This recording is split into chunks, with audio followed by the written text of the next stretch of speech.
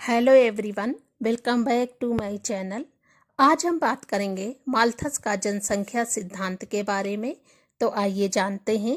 1798 में Thomas Robert Malthus ने अपनी पुस्तक essay on the principle of population as it affects the future improvement of society में प्रकाशित किया। रॉबर्ट माल्थस का जन्म इंग्लैंड के रॉकरी में 1776 ईस्वी में हुआ था। उनके पिता थॉमस डेनियल माल्थस स्वयं वकील थे और डेविड ह्यूम और प्रसिद्ध दार्शनिक रूसो के मित्र थे। माल्थस ने उच्च शिक्षा कैम्ब्रिज विश्वविद्यालय में प्राप्त की, जहां उन्होंने ग्रीक तथा लैटिन भाषाओं और गणित शास्त्र में पुरस्कार प्राप्त किए। 1791 में इन्होंने एमए की उपाधि प्राप्त की। तत्पश्चात उन्होंने अपने जन्म स्थान पर गिरजाघर में करना प्रारंभ किया। 31 वर्ष की आयु में एक छोटे स्थान के पादरी बने।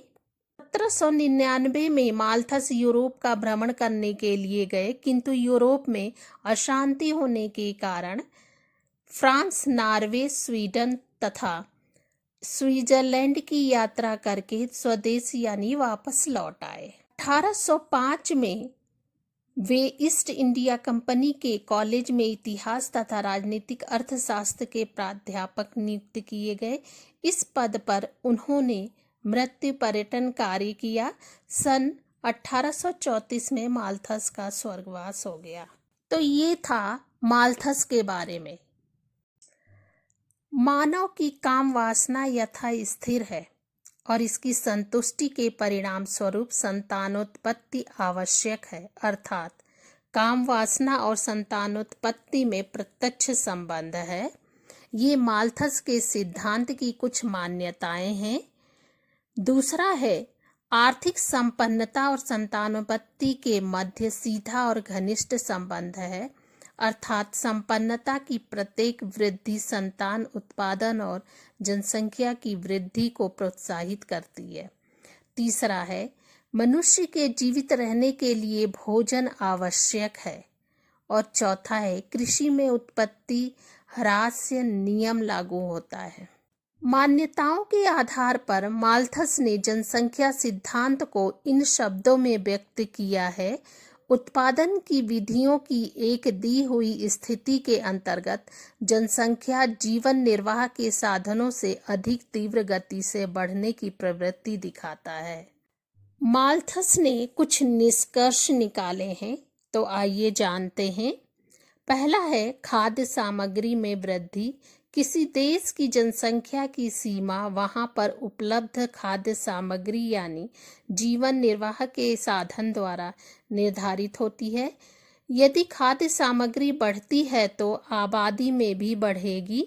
यदि उस पर शक्तिशाली अंकुश नहीं रखा गया तो माल्थस कहते हैं कि अतएव यह उचित रूप से प्रतिपादित किया जा सकता है कि पृथ्वी की वर्तमान औसत व्यवस्था पर विचार करते हुए मानव उद्योग के लिए अत्यंत अनुकूल परिस्थितियों में भी जीवन निर्वाह के साधनों में अंगणितीय या साध्य श्रेणी से अधिक तीव्रता से वृद्धि करना संभव नहीं होगा।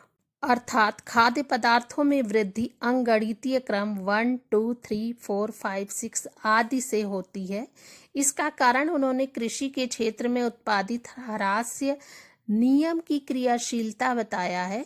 उन्हीं के शब्दों में कहा जा सकता है कि यह उनकी अवश्य मालूम होगा जिनको कृषि संबंधी विषय में थोड़ी सी भी जानकारी है कि जिस अनुपात में कृषि बढ़ाई जाती है और जो बढ़ोतरी पहली उपज में प्रतिवर्ष होती है, धीरे धीरे क्रम में घटती जाती है। दूसरा है, जनसंख्या में वृद्धि। माल्थस ने बताया है कि मानव में अत्यंत तीव्र प्रजननात्मक प्रेरणा पाई जाती है और उसकी संतानोत्पत्ति की शक्ति असीम है।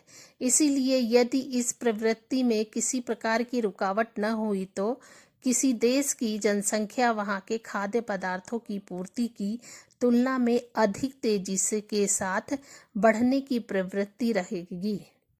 माल्थस ने कहा कि जनसंख्या ज्यामितीय या गुणोत्तर श्रेणी अर्थात 1, 2, 4, 8, 16, 32 आदि के हिसाब से बढ़ती है।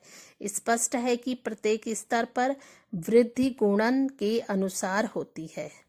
तीसरा है जनसंख्या और खाद्य सामग्री में असंतुलन।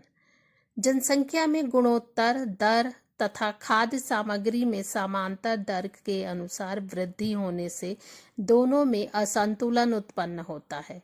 माल्थस ने यह निष्कर्ष निकाला कि 200 वर्षों में जनसंख्या तथा खाद्य सामग्री के पूर्ति के मध्य 9:256 का अनुपात होगा, जबकि 300 वर्षों में यह अंतर बढ़कर 4096:13 के अनुपात हो जाएगा।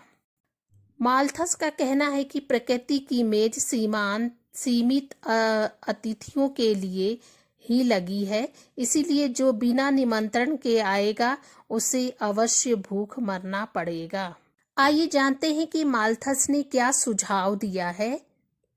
जनसंख्या व खाद्य सामग्री की पूर्ति की वृद्धि यह गति भूतकाल में ऐसी हो रही है और भविष्य में भी ऐसी ही बनी रहेगी, परंतु जनसंख्या तीव्र गति की वृद्धि को 2 तरीकों से रोका जा सकता है। पहला है प्राकृतिक और दूसरा है कृत्रिम। तो आइए जानते हैं कि कृत्रिम अवरोध क्या होता है। कृत्रिम अथवा प्रतिबंधक निरोध के अंतर्गत वे सारे उपाय आते हैं जिनका प्रयोग मनुष्य अपने विवेक के जन्म दर को रोकने के लिए करता है, जैसे बड़ी उम्र में विवाह, संयम का जीवन, ब्रह्मचर्य, विभिन्न प्रकार के संतति निग्रह के साधनों का प्रयोग करता है।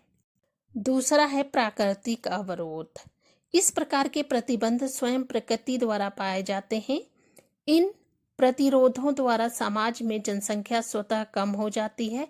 अकाल, महामारी, भूकंप, बाढ़ आदि प्राकृतिक आपत्तियां, दैवी प्रकोप इनके अंतर्गत आते हैं।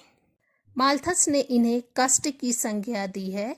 नैसर्गिक निरोध के द्वारा मृत्यु दर में वृद्धि होकर जनसंख्या में कमी होती है और जनसंख्या खाद्यान्न के साथ संतुलन स्थापित हो जाता है, परंतु यह संतुलन अल्पकालीन होता है, क्योंकि मनुष्य के बढ़ने की स्वाभाविक इच्छा शीघ्र कार्य करने लगती है और जनसंख्या पुनः बढ़कर खाद्यान्न की पूर्ति से अधिक हो जाती है। प्राकृतिक प्रतिबंध पुनः क्रियाशील हो जाते हैं, फलतः पुनः जनसंख्या खाद्यान्न के साथ संतुलन स्थापित हो जाता है। घटनाओं का यह कुचक्र घटता चला जाता है, जिसमें फंसकर जनसंख्या कष्ट पाती रहती है। इस कुचक्र को माल्थुसियन चक्र भी कहा जाता है।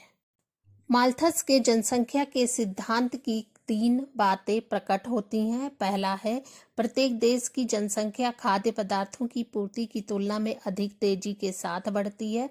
दूसरा है यदि मानव कृत्रिम उपायों द्वारा जन्म दर को कम नहीं करता तो प्रकृति मृत्यु दर बढ़ाकर जनसंख्या पर रोक लगाती है। और तीसरा है नैसर्गिक प्रतिबंधक कष्टदायक होते हैं, इसीलिए मानव को प्रतिबंध अवरोध अपनाना चाहिए। माल्थस के जनसंख्या सिद्धांत को निम्न चार्ट द्वारा स्पष्ट किया गया है। इस चार्ट को आप देख सकते हैं। धन्यवाद।